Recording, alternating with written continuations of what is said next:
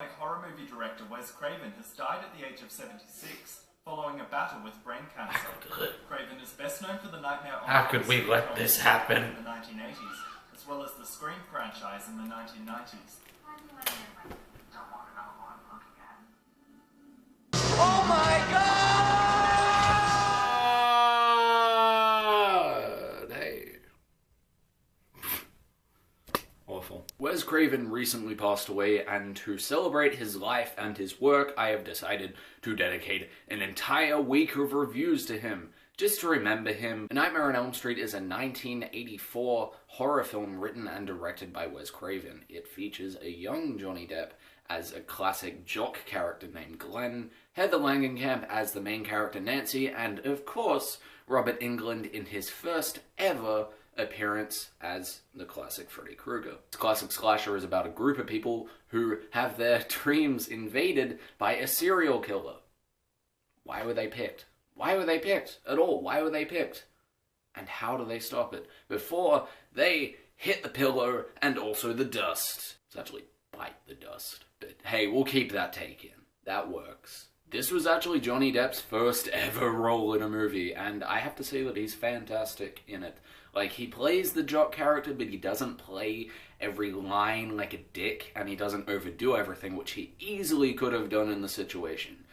Actually, I kinda liked the character of Glenn because of his performance. Robert Englund obviously did a fantastic job as Freddy Krueger, and I really thought he was creepy. Like, he scared the crap out of me, and within the first couple of minutes of this film, I was really feeling the creepy vibe from him. Amanda Wise was great in this movie as Tina. She was really good, and, well, Heather Langenkamp was alright. I mean, in most scenes, she's quite convincing, and she's definitely good for the main role, but, you know, more of the scenes where she's emotional, for example, when she has to cry, she's not as convincing, and I feel like Amanda Wise almost would have been a better, you know, better pick for Nancy, the main character, but hey, whatever.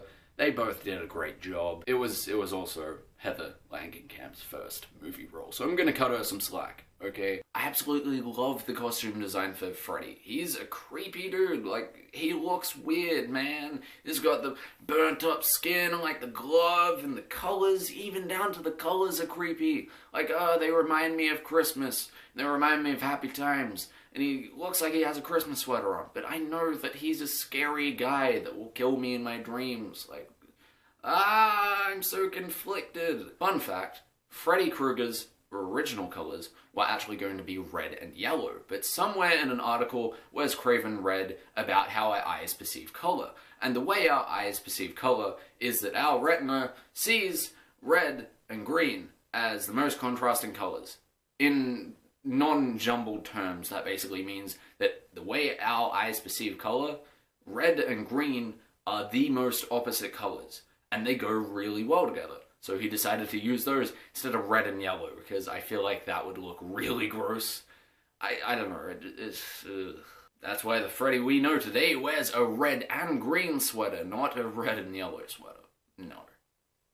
No, that'd be so bad though. Ew. That's the worst fucking sweater I've ever seen. It's a Cosby sweater. A Cosby sweater.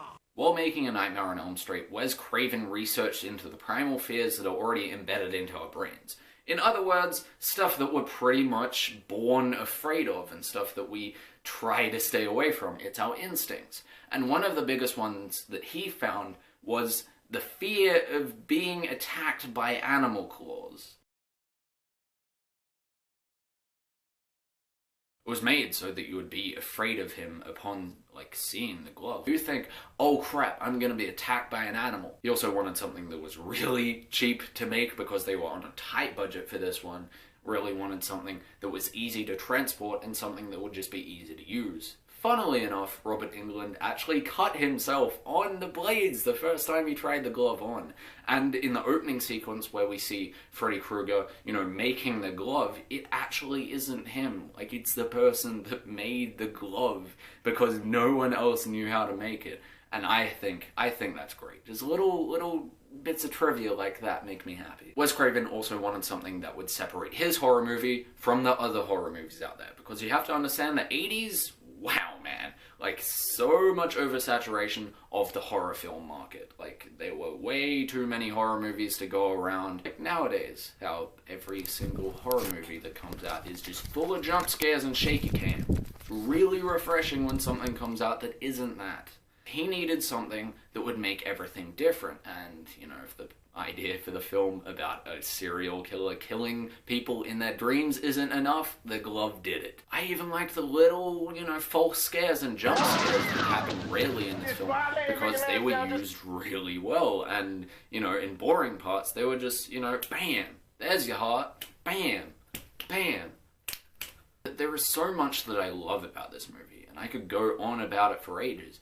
It's the way it's directed, it's the behind-the-scenes stuff, it's just so much that goes into how much I loved this film and will continue to love this film for years and years to come, probably for my whole lifetime. I love the blood geyser scene, where an actual geyser of blood comes out of a bed. I love the part where Tina is being murdered in mid-air and she's going all over the ceiling while her boyfriend screams.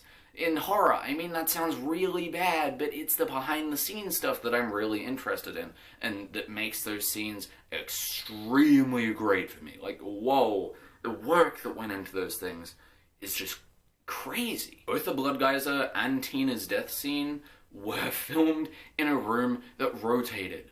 And there was a chair stuck to a wall with the camera that rotated itself along with the wall, so it would give the illusion that only the person being filmed was rolling around. Absolutely genius. I mean, it wasn't a very new thing at the time, and it's definitely not a new thing now, but it wasn't even motorized. Like, it was so well balanced that someone could, like one person, could just, whoa, push it, and it would just start spinning.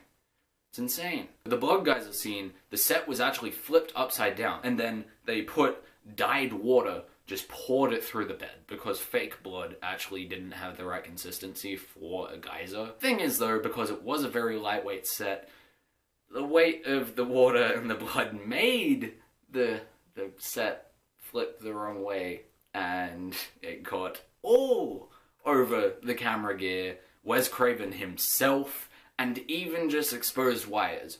All of the power went out to the whole set, and nobody was harmed. Luckily. Wes Craven himself actually described it as a Ferris wheel from hell. Now, this is the part of the video where I usually talk about the things that I don't like, but in this film, there wasn't much that I didn't like. Hell, that's actually one of the first. I mean, apart from the ending. Not gonna spoil the ending, there's more on that later, but it kinda just unwraps the whole message that, you know, the filmmaker and the movie are trying to get across, but hey, more on that later. Won't talk about that right now. The underlying message for this movie is actually really surprising for this kind of slasher horror. Like really, I didn't expect it at all. This movie tackles the issue of bullying and harassment, how we give power to our tormentors by giving them attention, reacting to them, fearing them, and if we just simply turn around and aren't scared of them anymore, they have no power anymore. I love the message in this movie. I was really surprised that it was this sort of film, you know? Now back to that ending, though. Yeah, it kind of unravels all of that, and Wes Craven wanted a happy ending, but the producers weren't having any of that. The producers were like, oh hey, we gotta have a twist ending that opens the thing for sequels. And then Wes Craven was like, come on man, I want a happy ending. Both endings were filmed and completed, but the cliffhanger ending was chosen simply because it allowed for more sequels to be made. And oh god, were there so many sequels. Wes Craven was obviously unhappy about this, and it's honestly one of the biggest reasons why he instantly sold the rights to any sequels. I honestly think Wes Craven's ending was great, and it was actually still open to sequels, you know? I recommend checking it out because it's freely available on YouTube. I mean, it's in black and white and it's got horrible dubbing because they never actually fully filmed Wes Craven's ending. I think they kind of just knew that they were going to pick the one that allowed for sequels. But hey, I recommend checking it out. It's actually really interesting. Maybe you'll like it. That being said though, I do love the creepiness of the ending that was, you know, chosen. And if you've seen the movie, you know what I mean. I don't know what you think about it, but I don't know, I liked it. I liked it. The direction in this movie is fantastic. The lines can sometimes be a little bit cheesy, but come on, man, it's an 80s horror movie. What do you expect? The story is fantastic. The script is great.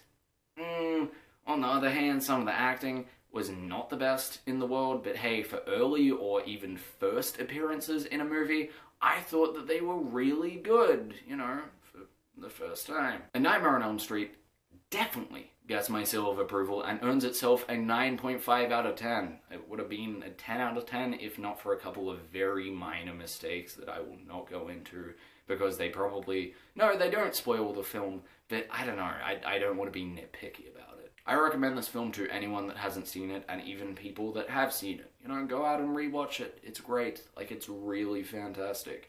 It's got, you know, it's got some good things. There's a reason why it's known as, like, the best Wes Craven movie. Have you guys seen this movie? What did you think? Do you have any other Wes Craven movies that you want me to review? Maybe your favorite one? Hey, Scream is coming out. Just by the way, so don't try suggesting that. It's already happening. Also, if you have any other movies that you want me to review outside of this week, doesn't matter if they're old, new, great, or just terrible, I will put them on a list. So don't think that your time and energy is wasted commenting. I read all of them and take all of the suggestions seriously. Anyway, I hope all of you have a great day and happy watching.